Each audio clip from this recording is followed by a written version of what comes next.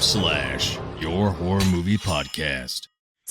What are you? What Oh, the sorry. fuck? Oh, bro, as you What were is that? going, it's fast digesting carbs. So I'm gonna work out right after. So I got my fucking caffeine and fucking carbs just so I can crush your workout after. But that's not what we're talking about. This Dude. is awkward.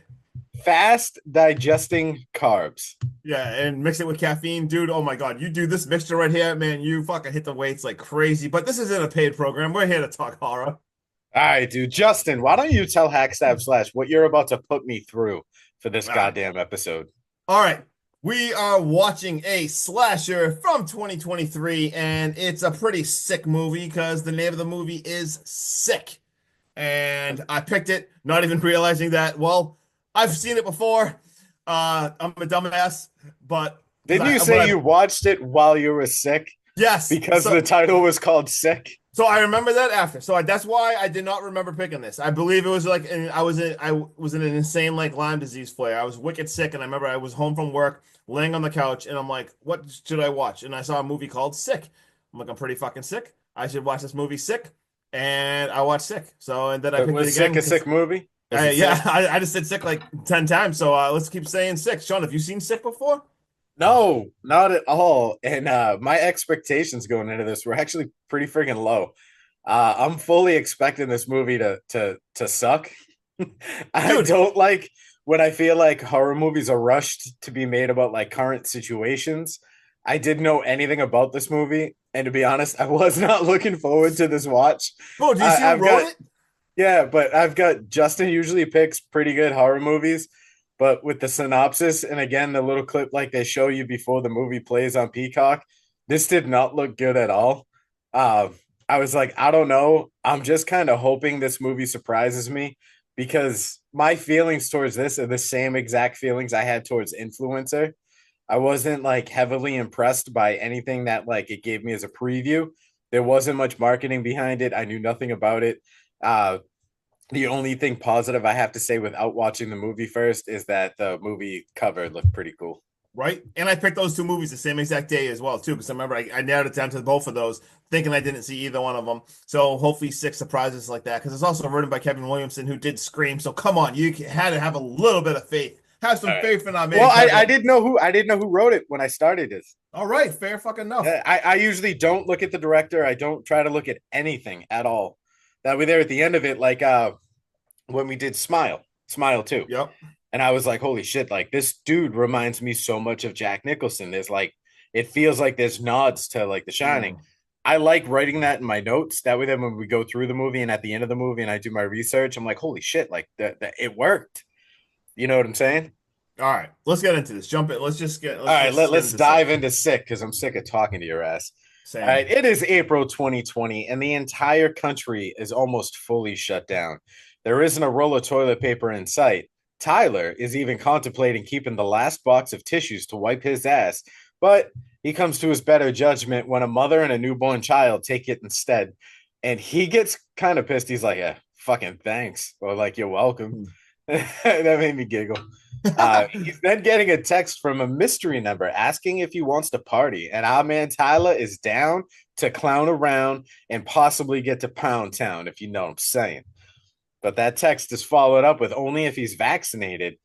And I don't know about you, Justin, but I had to stop, pause, and try to figure out what the acronym in capital letters is that he sent him. And it was none of your fucking business. Or mind your own fucking business. And I was like, all right, now it clicks. Yeah, but he basically tells him to like, fuck off. He even gets like this weird, creepy, rear end shot of him waiting in line. And he turns around and flips like the entire grocery store with the bird. But once he gets into his car, now it's escalated to phone calls because he gets a phone call from an unknown number and he loses his absolute poo-poo on them before hanging up. I didn't want to say shit. I just said it. I was trying to watch my swearing, but I ruined that right away. Red flag. All right, so we're back at Tyler's apartment, and I remember doing this when all of this was going down. Kristen, when I got home from delivering mail, used to make me stand outside and she would spray me with Lysol. But this kid is literally wiping down everything from the outside world with Lysol wipes. While he's doing this, his TV turns on and it's a news broadcast about COVID. When he shuts it off, though, we see like a ninja-like assassin in the background of the reflection on the TV. And now this just absolute battle between our stalker killer and Tyler begins. This kid is fighting for his life, even after being stabbed. I think he got stabbed multiple times. Yeah. One of them being in the hand. He's just an absolute wreck, but he manages to barricade himself in his room. At this point, I see three options, Justin. One, you scream for help and wait it out. I mean, you're in an apartment building, so someone is bound to hear you, right? Yes. All right. Do that. Please do that. Option two, you take your chances with going out of the window. Probably I very thought of that too. painful. Yep. Killer could still come outside and get you, or there's people outside smoking and the killer runs away and you live to fight another day. Or three, you fight back. Yep. Tyler chooses option number three, which turns out to be the wrong option. He opens this door using a baseball bat as his weapon. And when he makes his way into his apartment, he sees one of the doors is left open. So he starts to make his way to the door. Once he gets to the door, he goes to look out into the hallway. And who set a booby trap? The killer. The killer. Grabs him by the forehead, pulls his head back, and gives him a smile underneath his smile. Smile for the camera. Then he drags him back into the apartment, shuts the door, and we get an opening credit scene. What a cold kill open. Can I just talk about something real quick in horror? I can't stand, like, it grosses me out, dude. Neck slices. We do all the gore and everything. Like, I see people get killed so many different ways. We're like jaded to a lot of it. I laugh. I'm like, oh, that's a cool kill. Something about just a classic, like, it bothers me bad. Like, I'm just like, oh, I can't handle a classic. Like, it's crazy. I'll see people get chopped up, and I'm like, huh, that's crazy. But just like a one slice of the neck, man, Justin's like, oh, he's in a wood chipper. Giggle, giggle. Yeah, I'm like, huh, a quick hilarious. Adam's apple shaving, and he's like, I seriously, bro, like, I can't even do it. I just had to get that off my chest and air that out there. Parker is taking selfies. We meet one of our girls. Her name is Parker.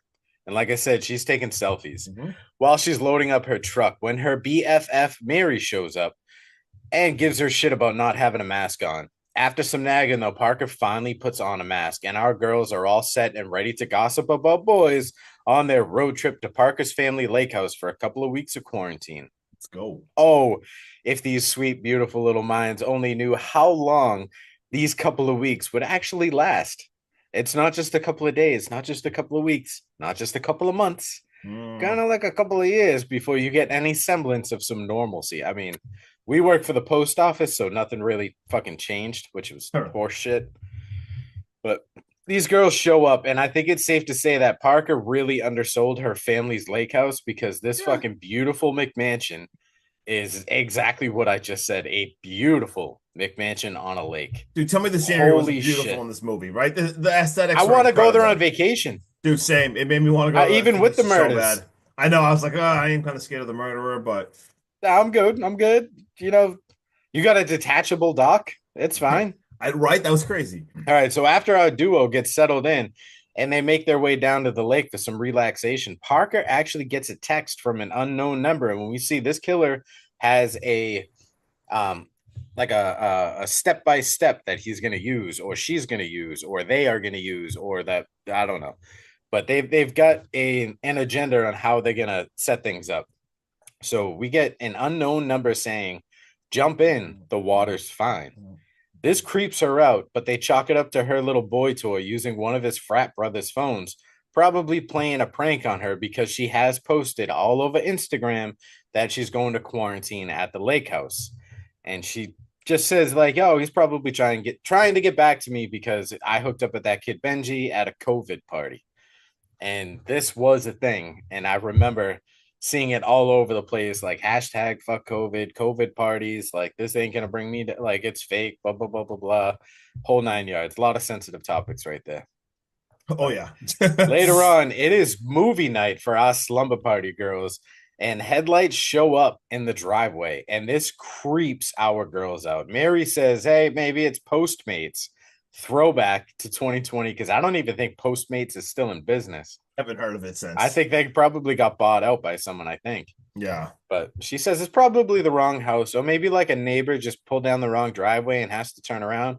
And Park is like, no, the nearest house is like a mile away and it's Yep. across a Across lake. the friggin' lake. Like you have to want to drive down this driveway to get to the house.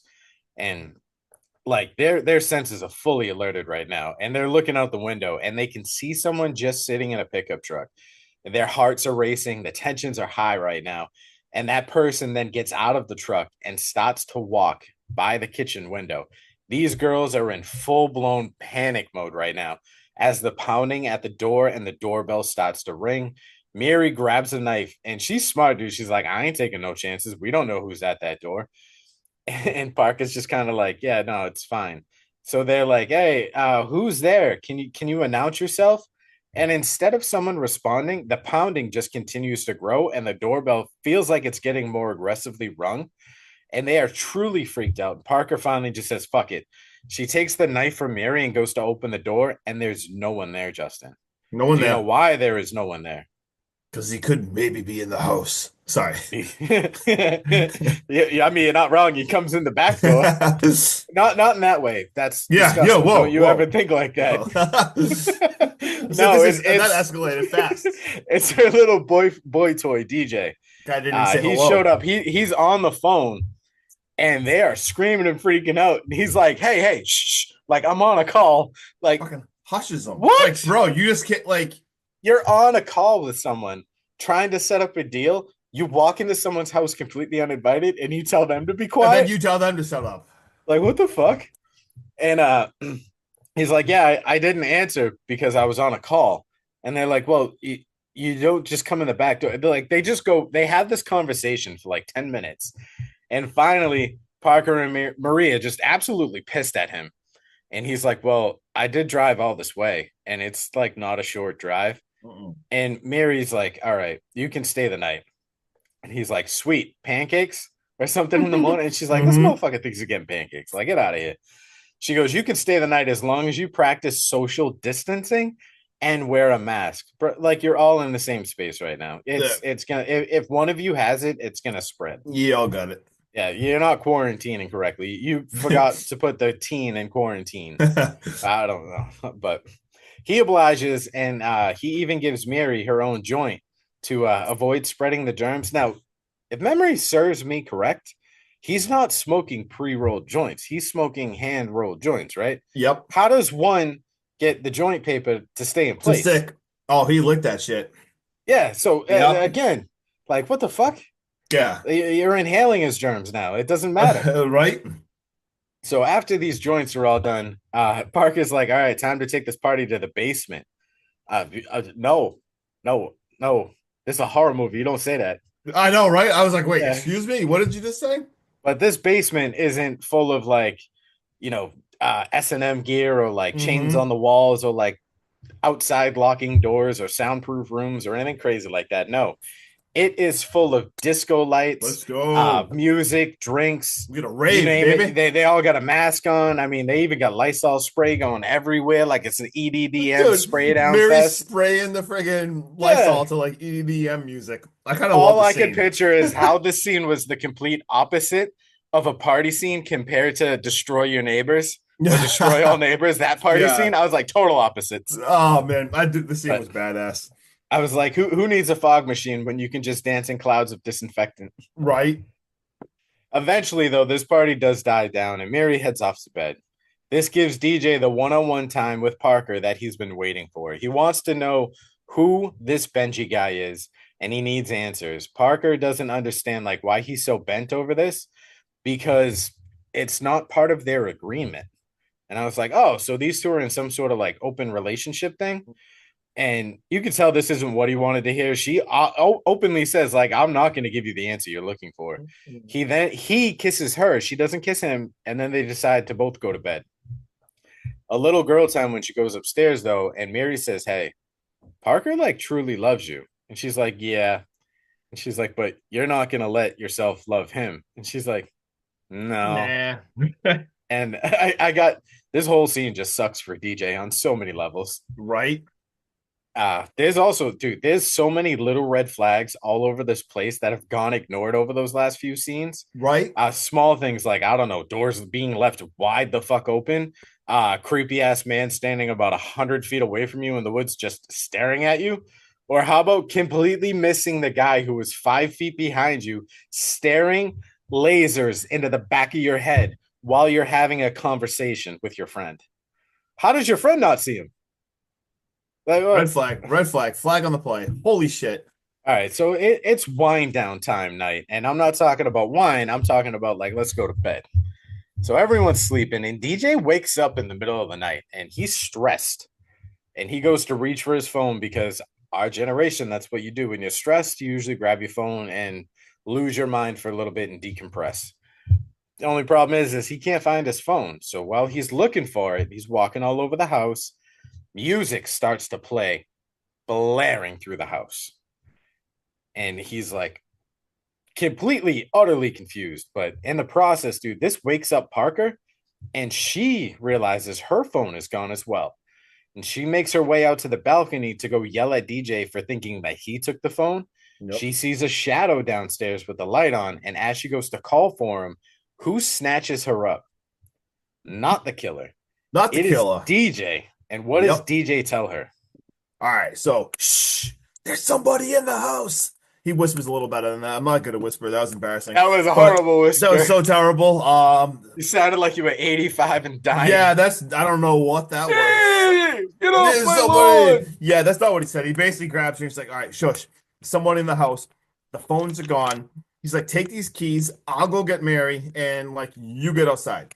So we see Parker. She runs outside, and it's so creepy too, because as she's outside, she looks into the house, and she sees friggin' Mary's room. But who is there? The killer. The killer walks into Mary's room. She like screams for her, but we see DJ is in there, and luckily he saves her. And Mary runs for her life out there while DJ is in an insane battle with the friggin' killer. And it looks like he escapes out to the door, like, and to the outside. But unfortunately, he is tackled again, and we have a crazy battle. He actually knocks him over with the friggin' antlers. Like, DJ's like, there's like a set of antlers, smashes him over it. But unfortunately, he gets stabbed in the leg. They're wrestling, flipping upside down, and then eventually, unfortunately, he starts getting stabbed a lot of times. And Like so many times. Like he gets stabbed. Like, dude, he's there stabbing the shit out of him. And we see the girls out there. So they're in like the truck. And like Parker's like waiting because like the door's open and he's like right there. So she starts going. So she gets out of the truck to go back for him.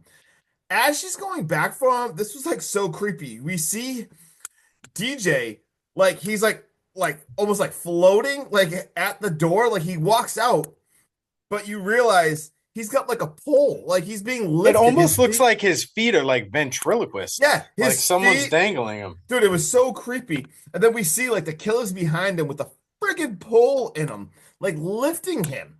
And then he basically, sorry, what do you got? I got a problem with this set of scenes. All right, what do you got? How the fuck does this man have Michael Myers' strength? Oh yeah, no, trust me, I was like very in my head. I was like, watch. I'm like, this asshole has Michael Myers' strength right now. He is on a Jason Voorhees-esque level. And at some point, we're going to lose this mask and we're going to see this motherfucker's face. And he's going to be just a regular human who can barely bench press his own fucking body weight, let alone carry a full-grown man who is fit as fuck out of a door on the end of a flagpole and dangle him like he's some puppet. Bro, it'd be so hard to do that to anyone, even if you like a small person. That would be freaking tough. I swear to God, dude. I don't know if you had a matting rating for strength. The guy's probably like a 52, and then he puts this mask on, and he's clearly like an 87. Look, some things we just don't understand, but like I said, he's lifting him, and then I do love it though. I mean, it was a really good scene. Such a cool scene. Even though we just trashed it, throws him, and he basically like gets completely impaled by this friggin' thing. He is clearly gone. They jump back in the truck. Mary absolutely floors it, but of course, like the tires were flat, and she gets stuck. And then all of a sudden, the window smashed. The killer smashes the window, so both the girls run back into the house. And they escape them. They're running upstairs. They're shutting all the doors and everything. They actually get up to the top and they go out onto the roof. Unfortunately, the killer also gets to the roof, and we see Mary is attacked and she actually falls off the friggin' roof. not good. And then we see Parker actually is attack, but she actually fights back, and she absolutely, dude, she goes on to another level of rage. She grabs something and smashes the absolute shit out of the killer's face. I mean, she has to smash this dude like 37 times in the face and kills him. It looks like, let's go. As she is doing this, what happens though? We see another killer walks in the door. Another freaking killer. So at this point now, she runs outside, and we see she runs out to Mary. And Mary, she's not moving. I mean, she broke her leg. She is hurt. She basically says, "Hey, there's two killers, like act dead." And she runs and hide. The killer is outside real fast. Killer's actually walking right over to Mary, checking out Mary. But then we see Parker actually throws a walk, throws a walk, Throws a walk.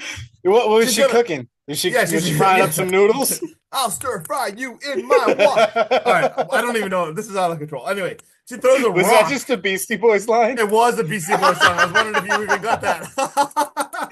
That is so awesome. Oh my god.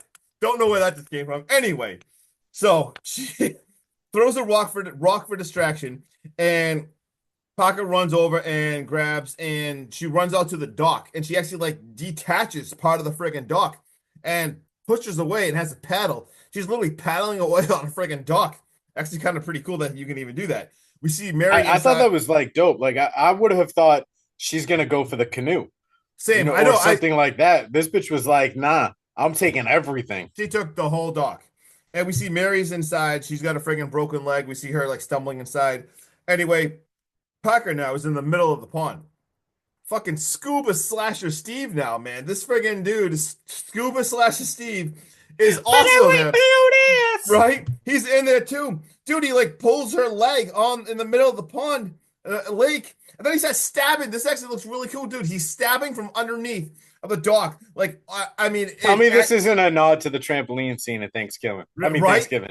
Like it kept going right through the holes. What am I doing? It kept going, and like the dock, it was pretty crazy, going back and forth and everything. It actually goes through her friggin' hand though, stabs her right through the friggin' hand, but she jumps and she swims away. Let's go.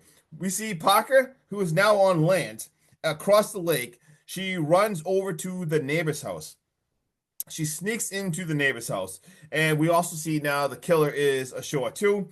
And all of a sudden, Mr. Lyons hops out with a shotgun, and he's like, "Get out!" And she's like, "No, hold on. Remember, like, do you remember who I am? Like, my family's got the house across the lake." And she does the whole entire thing explaining, "Remember this? This is the name of your kids." Blah, Dude blah, is blah. not buying it. Gives her 5 seconds and is still full countdown and cocked gun. Yeah, I thought she was a goner, but like I said, she finally starts naming like his kids. She names everything, and before she gets away, friggin' Scuba Slasher Steve turns around, and we got another damn slice throat. Son of a bitch. And Mr. Lyons is now gone. She runs away. You know what Now- it is Mr. Lyons was not being very neighborly. And our COVID killer was just not having it. He was not having it at all. Back at the big house now, we see Mary MacGyver just MacGyvering her leg back together. I mean, she is creating a badass splint for that and everything. But you just got to remember you got to remember some of these slashers rules, man. The killers always come back from life, and in true Scream fashion, the killer jumps back to life, startles her, runs over, but luckily she grabs it and she stabs him in the neck, dead again. This guy's died twice. This time, hopefully, it's the real time. And now we see Parker though, after already swimming her part of the triathlon, and she is now sprinting through the woods across the road. Hopefully, to Grandma's house we go. And as this has happened, Scuba Steve is also really good at running. We are running across the friggin' lake. She starts fighting the dude. They are now in the friggin' street. And she grabs a club, starts clubbing the crap out of him. As this is happening, though, we see a car coming. Thank God the car is coming. We're gonna help. She flags it down. We see a nice, friendly looking old woman in there. And she's like, I need help. This dude's crazy. He's trying to kill me and everything. And she's like, I'll help you for the ride. All of a sudden she gets in and she's like, well, where's your mask? And Parker's like, wait, what? She's like, where's your mask? Like, you can't come in here if you don't have a mask. And she literally's like, oh, wait, hold on. I think I have an extra mask for you.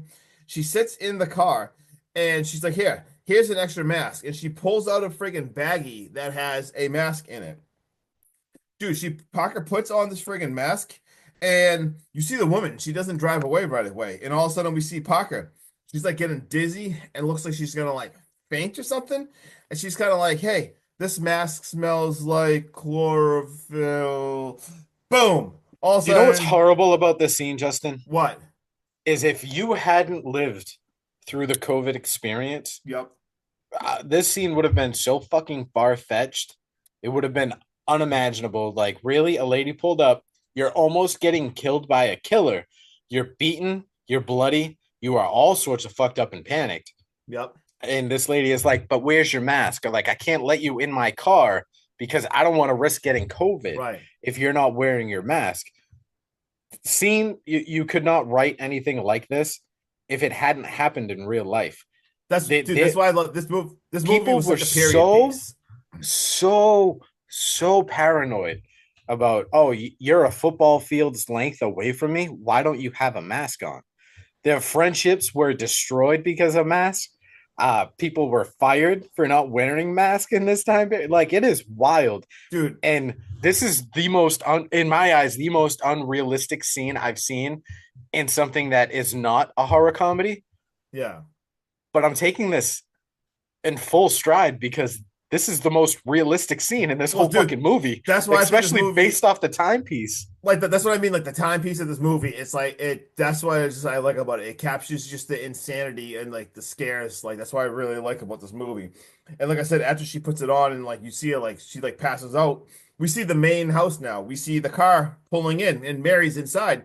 She's all excited at first. She's looking outside, but we see the woman get out, and we see a killer two get out carrying Parker. She carries Parker in. And all of a sudden, Mary's like, oh shit. So Mary runs and hides. And we see Parker, she's kind of coming to. She's like sitting, she's like tied like onto a chair.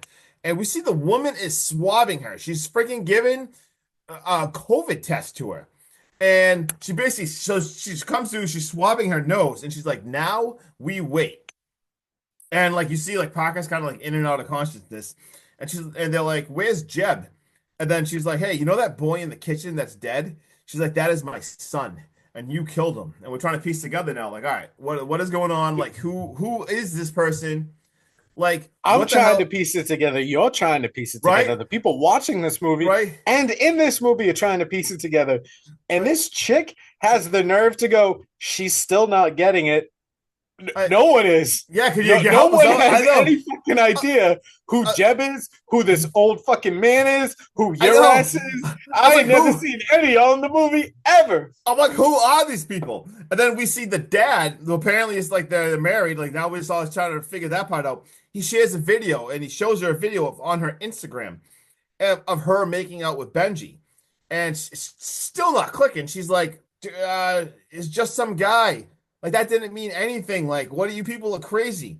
And as this is all happening, Mary's hiding and she's like using the computer, like contacting 911, saying killer in the house, help, help, help. And the mom just starts freaking suffocating Parker. And then like stops and like suffocating her and stops. And then all of a sudden she drops the bombshell. She's like, Benji is our youngest son. He is one of 7 people you infected that night. 3 days ago, Benji died alone in the hospital bed. Like we couldn't even see him.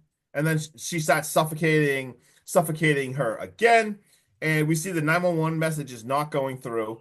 And dude, she's like, I'm not sick. Like, what are you talking about? Like, I'm not sick. And the parents are like, we did the whole entire contact tracing. We What? traced, Like, how? bro, How? like, I am so flabbergasted at how smart these parents are. You're going to do the contact tracing all the way back to Tyler, to the person who gave it to her. She Yeah. doesn't even know she has it. So how No. did you know she had it and who gave it to her? Not only that, Justin, the dad, when he rips the Wi-Fi out of the wall, yeah, this man is like 87 and a half years old. He sees red lights and goes, hey, someone else is in the house and they're using the Wi-Fi. exactly. Bro, That's- how do you even know how to turn on a cell phone? right. Well, now exactly. You- And basically, Like, what? and so after that, she says, like, hey, she's like, you're asymptomatic. And she's like, you are positive. See? She's like, you selfish bitch. dude, these parents are psychopaths. And she's like, well, what about my friends and all these other people? And they're like, that's just collateral damage. And then the scene that happens that Sean just talks about, like the dad sees the Wi-Fi at this point, and he runs over, pulls out the friggin' router, smashes it, and he's like, "Where is your friend?" And like storms off. And Yeah, then he reached into that cabinet and derooted the house of plants. boom. Yep. And then the mom says how like they're gonna get away with it. They're like, it's gonna be they're gonna basically torch this place, burn it down, You gotta and light the light whole it fucking on neighborhood fire. on fire because you guys covered the other house in the shit too. Yeah, exactly. So they're gonna torch everything apparently. And we see now at this point, Mary sneaks in and with grabs a wine bottle, smashes over the friggin' mom's head, friggin' throws her out through the friggin' glass door. Let's go. Dad comes back in. Everyone's gone. He's following a blood trail now. Upstairs. Upstairs, the girls are up there. And dude, they have one of those fucking like turkey cut, like the electric carvers. Oh my God, dude, they're hiding. They carve his Achilles and then spray him in the eye with the friggin' Lysol. He falls and flips over the friggin' ledge and the stairs, and he gets impaled by the antlers. Holy shit, let's go. Such a badass scene. At this Dude, point now, we see the I honest to God, Justin, because you have not picked a dick scene in so long. yeah, I know the antler went through his thigh, but for a split second, I was like, bro. "Oh my God, this didn't just go through his taint." I was like, "No way, this antler just went through this guy's pee hole." And like, Oh Justin God. did not pick this by mistake. No, you're like, that's why I picked the movie. That did not happen. That's not why I picked the movie. So we're just gonna move on.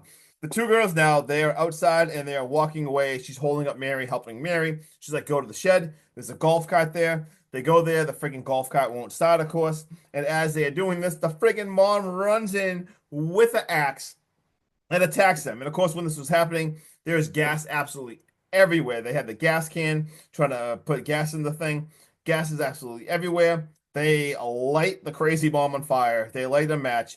Dude, she goes up in flames. She got friggin' touch. It actually looks so crazy. Like the sun's coming out. It's like getting nice out. She's running. She runs into the street, just completely burning and just falls down. Absolutely torched. As this is happening, we see the girls walk out of the shed. Dude, You ever the hear of cops. Burning Man? Yep. There we This go. is Burning Mom. This is Burning Mom. Here we go. Dude, the cops are coming. The woman is absolutely torched in the street. We see the girls holding hands, walk out. The end. Sean, talk about it. All right, Justin. So my final thoughts on this movie are shockingly, this movie moved super fast. For basically a two-location movie, Parker's lake house and Tyler's apartment, this movie had great camera work. The cold kill in the opening credits with the fastest fuck action pace style shooting and the intense scenes is a great choice of camera work. I don't know about you, but I absolutely loved when he was chasing around the apartment, that camera work that was like following him and everywhere. And I it thought was like, awesome. it was almost like it was a GoPro attached to the end of the knife. Yeah. I thought that was wicked cool. It was wicked good. The acting was way above my expectations as well. I don't mind having this whole story revolved around a family who snaps after losing their son to COVID because of reckless behavior on multiple parties involved. It was like an okay way to tie up this whole story. Internally, I was hoping for Benji to be our COVID killer and him just like killing people at will who are choosing to go off the grid or are quarantining on like alone or just by themselves or anything like that. Mm-hmm. I think if this went down that path, we could have a whole set of like new rules with the presumption of a killer who could legit kill anyone in any setting and not have to worry about these bodies being found until basically quarantine is over. You know what I mean? If you're putting the country on lockdown for 4 weeks and you go on a killing spree, no one's going to leave their apartment for 4 weeks. No one's going to know they're dead until the body starts stinking. Yep. I just, all right. So regardless of my half thoughts on how I would have done the movie or like done things differently, this is still a really, really good watch. It's borderline a great watch. It's got great tension building throughout. I'm going to give this a 6.7 with this is the first time I'm going to do this with a rewatch rating of like a 9. Holy shit. This was such an easy rewatch Yeah. that it blew my mind. And it's so fast paced. I think the Dude, only dude. reason why my score isn't higher is I wasn't really invested in the characters. I wasn't attached to the Right. storyline or anything like that. Yep. And why does the 87-year-old man have Michael Myers strength? Right. But when he takes off his mask, like you could punch him in the face and run away. It's crazy. But yeah, so I wrote this is a really fun like mystery slasher. This kind of felt like Hush mixed with like COVID. I wrote it moves fast as fuck. So enjoyable. Dude, the lake house was so sick. I thought it was a wicked cool, clever twist just because of how insane COVID is and just like there was so much people losing the shit. It was just so controversial, all the different things and how crazy people acted.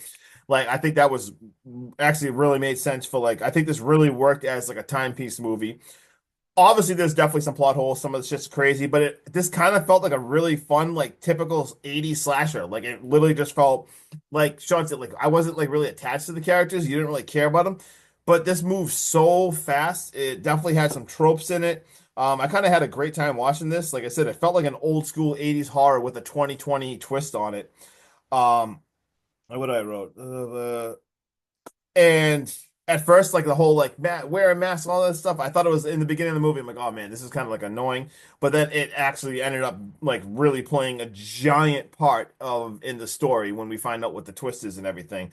So I give this movie a 7.3 out of 10. I think it's a fun slasher that you should go watch.